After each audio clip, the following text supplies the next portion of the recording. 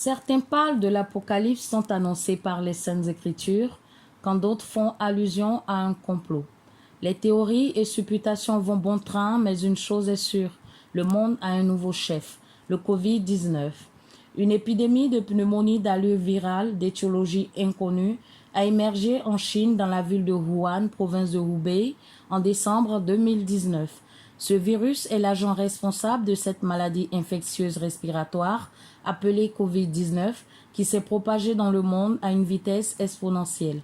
Face à cette flambée du virus, l'OMS l'a déclaré pandémie. Le monde entier fait face à une crise sanitaire sans précédent. Plus de 50 000 décès dans le monde à ce jour. Aucun pays n'est épargné par la pandémie qui continue de tout dévaster à son passage. La moitié de la planète est confinée. Tout vit et respire au rythme du Covid-19. En Côte d'Ivoire, pays situé en Afrique de l'Ouest, le nombre de cas continue de croître. De 3 cas annoncés à la mi-mars, le pays est passé à 204 cas de personnes infectées à ce jour.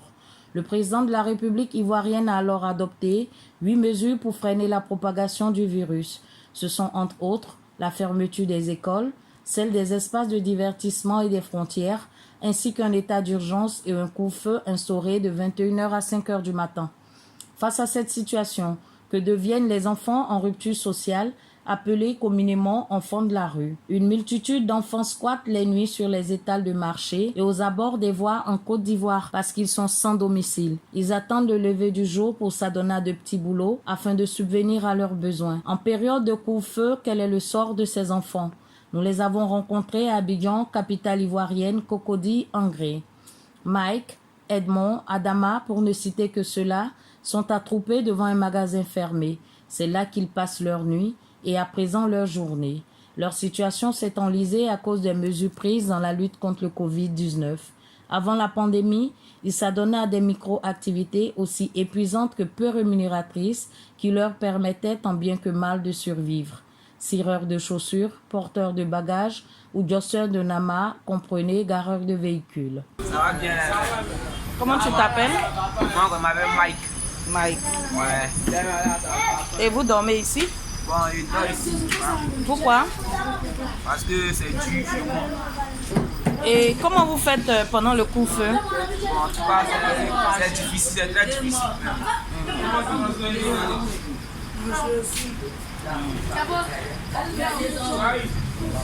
Et les policiers vous ont déjà chicoté? Bon, tu l'as pris plusieurs fois. Tu l'as pris plusieurs fois. D'accord.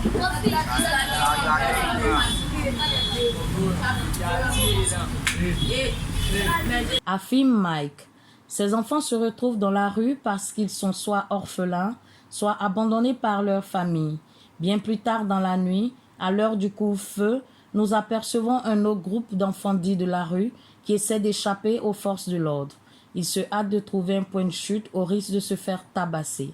Et vous avez envie de quitter la rue? Oui. Pour aller où? Si c'est dans un appartement, ça va l'arranger. Sinon, dans un 100 ans, on est là-bas. Allez, D'accord. là-bas. Si Corona finit là, on va venir. Déclare Edmond. Derrière ce sombre tableau, il y a une lueur d'espoir pour les enfants dits de la rue, en la personne de M. Kwaku Adaï Polycarpe, président de l'ONG Joie de Vivre, dont la mission est de sensibiliser et réinsérer de façon durable ces enfants. Je suis M. Kwaku Adaï Polycarpe, je suis président de l'ONG Joie de Vivre. La mission de l'ONG est d'assurer un bien-être pour tous ces enfants vulnérables, tous ces enfants en rupture sociale, et en particulier chercher à réinsérer de façon durable les enfants de la rue. On essaie d'assurer le quotidien de ces enfants-là.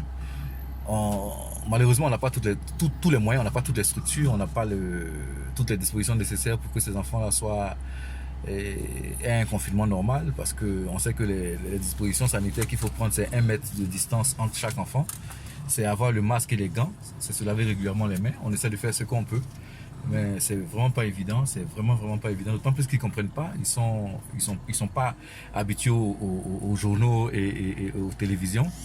Donc pour eux c'est un jeu, ils n'ont pas encore pris conscience de la gravité de la situation.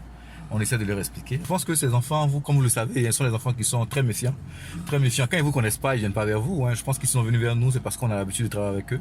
Ce sont des enfants avec qui on a des rapports assez particuliers. On se voit très souvent, on mène des projets avec eux, on mène des actions, beaucoup d'actions avec eux. Donc quand il est arrivé cette grande pandémie, surtout la période de confinement, de couvre-feu, ils sont venus automatiquement vers nous pour nous dire ah mais voilà papa, on est dehors, voilà, on a appris que la police frappe des gens, donc on a peur, on peut pas aller ailleurs. Donc ils sont venus automatiquement se réfugier vers nous. Je pense que c'est une relation de confiance, c'est parce qu'ils ont confiance qu'ils sont venus. La pandémie va finir. En amont, en amont l'État aurait dû, l'État il sait, hein, mais aurait dû prendre des mesures pour plus que ça, on peut pas éradiquer aussi les enfants de la rue. Aurait pris des mesures pour que ces enfants-là rejoignent leur famille, parce que l'objectif premier c'est de les ramener en famille, comme sont les enfants. Les ramener en famille, et c'est arrivé. La pandémie est là, l'État est face à cette grande pandémie mondiale là. Donc qu'est-ce qu'il faut faire? Il faut pouvoir trouver un endroit adéquat, un endroit et avec toutes les mesures d'hygiène pour que ces enfants-là puissent être à l'abri. Parce que nous aussi on prend des risques, en les gardant chez nous on prend des risques, on a une trentaine d'enfants. On le fait de bon cœur, hein, mais on a nos familles aussi, et puis ils sont là. Eux-mêmes, il faut penser à leur santé parce que, et comme je l'ai dit, ils n'ont aucune notion de distance, ils n'ont aucune notion, ils ne savent pas ce que c'est réellement la maladie. Hein, on leur explique, mais ils n'ont pas encore bien compris ce que c'est.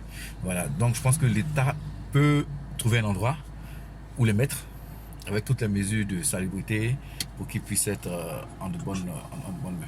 Les enfants de la rue sont bien présents dans de nombreux quartiers de la capitale ivoirienne que l'on a longtemps présenté comme la vitrine de l'Afrique de l'Ouest, avec ses forces, ses faiblesses et ses tempêtes. Si rien n'est fait, leur situation ne pourra qu'empirer.